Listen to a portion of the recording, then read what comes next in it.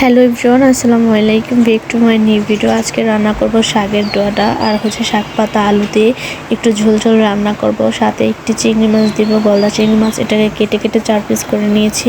দেন এগুলো দিয়ে আজকে শাক রান্না করব। সো ভিডিওটি দেখতে হলে এই ভিডিও লাস্ট পর্যন্ত দেখতে হবে। So let's start the blog. তো এই তো ফার্স্টে আমি পেঁয়াজ কুচিগুলো ভালো মতো লাল লাল করে ভেজে নিয়েছি, দেখতেই পারছো। সো এখন এগুলোর মধ্যে আমি একটু পরিমাণ মতো পানি দিয়ে তারপরে এগুলোকে আবারও একটু তেলে ভেজে নিব। ভাজা হয়ে গেলে এর মধ্যে দিয়ে দিব পরিমাণ মতন হলুদের গুঁড়ো, মরিচের গুঁড়ো, ধনিয়া গুঁড়ো আর লবণ। এগুলোকে দিয়ে ভালো মতো একটু কষিয়ে নিব। সে তো কষানো হয়ে গেছে। এখন আমি যে চিংড়ি মাছটা কেটে রেখেছিলাম এটাকে দিয়ে দিব। এটা দিয়েও আমি একটু ভালো মতো কষিয়ে নিব। দেন এই তো কষানো হয়ে গেছে মোটামুটি। এর মধ্যে দিয়ে দিব শাকগুলো। সো শাকগুলো দিয়ে আমি অফ ক্যামেরাতে একটু লেড়ে নিব, যেহেতু আমি এক হাতে লাড়তে পারি না, লাড়তে গেলে হয়তো বা পড়ে যেতে পারে এরকম কিছু। সো শাকে অনেক পানি উঠে গেছে, দেখতেই পারছো। এগুলো দিয়ে আমি ভালো মতো কষিয়ে নিব।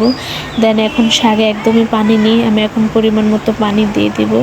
সো কেমন লেগেছে ভিডিওটা অবশ্যই কিন্তু কমেন্ট করতে ভুলবে না। আর কে কোথা থেকে ভিডিও দেখছো অবশ্যই কমেন্ট করে জানাবে।